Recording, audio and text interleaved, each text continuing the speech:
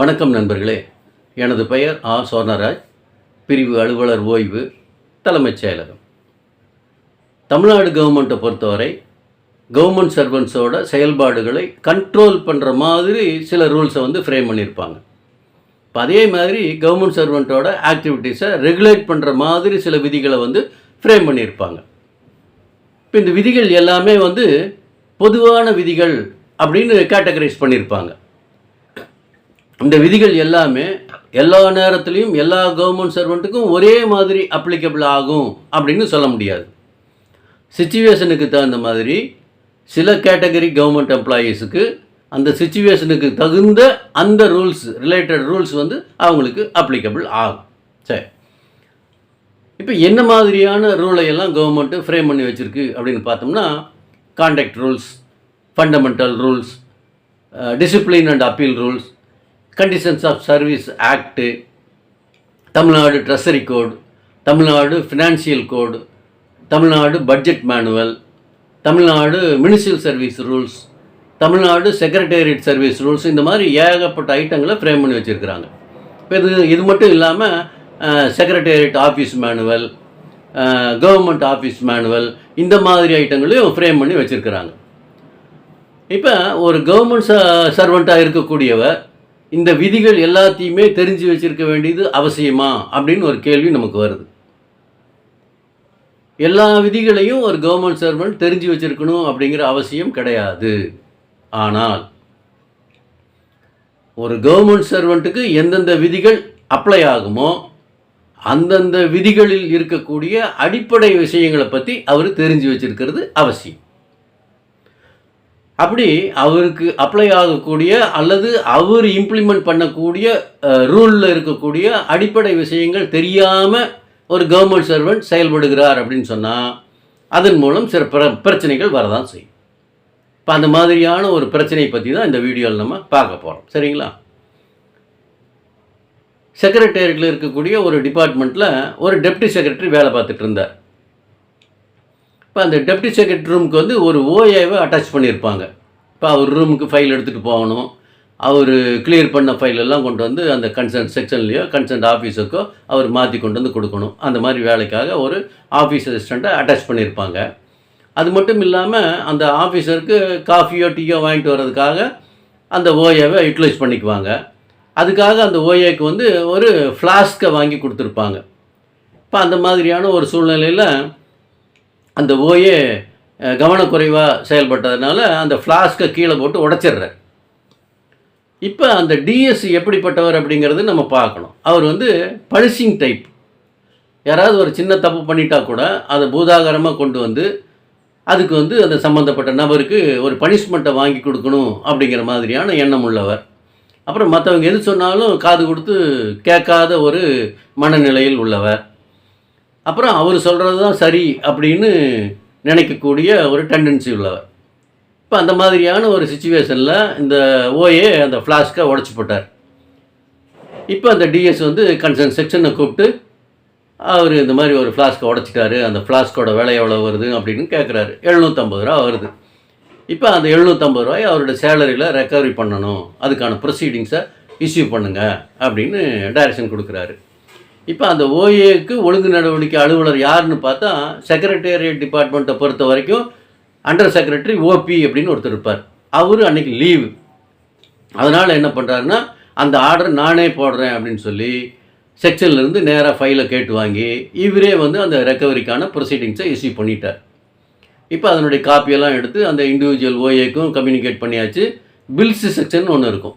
Secretariat டிபார்ட்மெண்ட்டை பொறுத்த வரைக்கும் சம்பளத்தை வாங்கி கொடுக்கறதுக்கு பில்ஸ் செக்ஷன் ஒன்று இருக்குது. அந்த செக்ஷனுக்கும் அந்த காப்பி கொடுத்துட்டாங்க. பட் அது மந்த் எண்டு, கடைசி வாரம், மாதத்தில் கடைசி வாரமாக இருக்கிறனால அந்த மாதத்துக்கான சம்பள பட்டியல் ரெடி பண்ணி கீழே பிஏஓக்கு போயாச்சு. அதனால் அந்த மாத சேலரியில் ரெக்கவரி போட முடியாது. அதனால் அடுத்த மாத சேலரியில் தான் ரெக்கவரி பண்ண முடியுங்கிறனால அதை அப்படியே வச்சுருக்கிறாங்க. இதுக்கிடையில் அந்த மாதத்தில் அந்த டெப்டி செக்ரட்டரி ரிட்டையர் ஆகிறார். இப்போ அது ஏன் அவர் அவ்வளோ அவசரப்பட்டிருக்கார் அப்படிங்கிறத நம்ம பார்த்தோம்னா, ஒரு வாரம் தான் டைம் இருக்குது. அவர் ஃப்ளாஸ்க் உடைக்கிறதுலேருந்து ஒரு வாரத்தில் அவர் ரிட்டையர் ஆக போகிறாரு.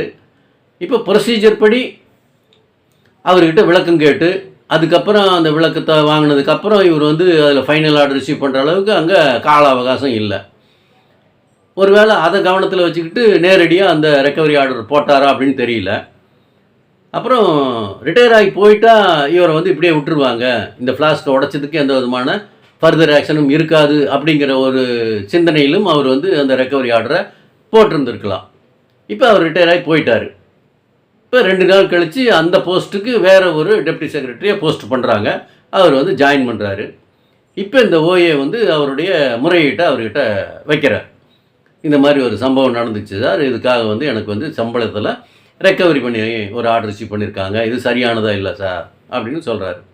இப்போ கன்சர்ன் எல்லாமே வந்து டிஸ்கஸ் பண்ணுறாங்க. அந்த அண்டர் செக்ரட்டரி ஓபி, அப்புறம் ஓபியில் இருக்கக்கூடிய செக்ஷன் ஆஃபீஸர் எல்லாம் வந்து டிஸ்கஸ் பண்ணும்போது பார்த்தா அந்த இண்டிவிஜுவல் வந்து தப்பு பண்ணிட்டாரு, அதுக்கு என்ன விளக்கம் வாங்கணும் அப்படிங்கிற மாதிரியான ப்ரொசீஜர்லாம் ஃபாலோ பண்ணாமையே நேரடியாக வந்து ரெக்கவரி ஆர்டர் போட்டிருக்காங்க அப்படிங்கிறது பிளண்டாக தெரியுது.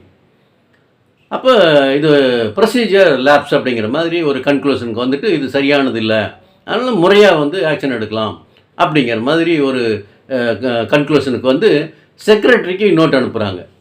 இந்த மாதிரி ஒரு சம்பவம் நடந்து போச்சு, பழைய டிஎஸ் இந்த மாதிரி ஒரு ரெக்கவரி ஆர்டர் போட்டுட்டாரு, இதன் மேலே நாங்கள் வந்து எந்த மாதிரியான நடவடிக்கையை தொடரலாம் அப்படின்னு சொல்லி செக்ரட்டரிக்கு ஃபைல் அனுப்புகிறாங்க. செக்ரட்டரி அதை பார்த்துட்டு இதில் வந்து எந்த விதமான மேல் நடவடிக்கையுமே எடுக்கிறதுக்கு உண்டான வாய்ப்புகள் எதுவும் இல்லை, கவனக்குறைவாக அவர் செயல்பட்டு அந்த ஃப்ளாஸ்க் உடைச்சிட்டாரு, இதுக்காக அவர்கிட்ட எந்த விளக்கமும் கேட்காமையே ஒரு ரெக்கவரி ஆர்டர் போட்டது அதை விட தப்பு, ப்ரொசீஜர் எதையுமே ஃபாலோ பண்ணாமல் தன்னிச்சையாக அந்த அதிகாரி இந்த ஆர்டர் ரிசீவ் பண்ணியிருக்காரு, அதனால் இதில் வந்து எந்த விதமான நியாயமும் இருக்கிற மாதிரி தெரியல, அதனால் வந்து இந்த நேர்வில் இந்த மாதிரி மேல் நடவடிக்கை எதுவுமே எடுக்க தேவையில்லை அப்படிங்கிற மாதிரி எழுதி அந்த ஃபைலை க்ளோஸ் பண்ண சொல்லி செக்ரட்டரி நோட் எழுதிட்டார்.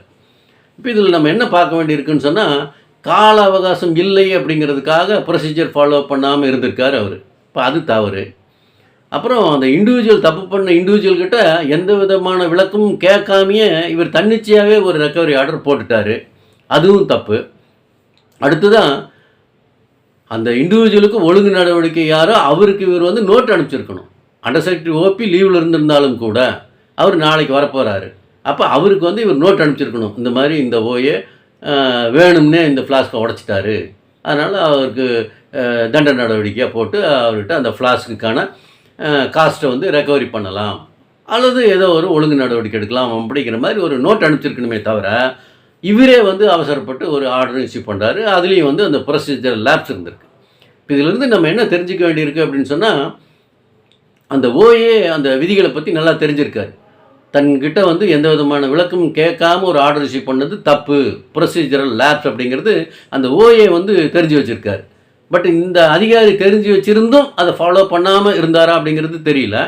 பட் இருந்தாலும் ஃபைலில் பார்க்கும்போது அந்த ப்ரொசீஜரை ஃபாலோ பண்ணணுங்கிறது இந்த அதிகாரிக்கு தெரியாமல் இருந்திருக்கலாம் அப்படிங்கிற சந்தேகம் வர்றதுக்கு வாய்ப்புகள் இருக்குது.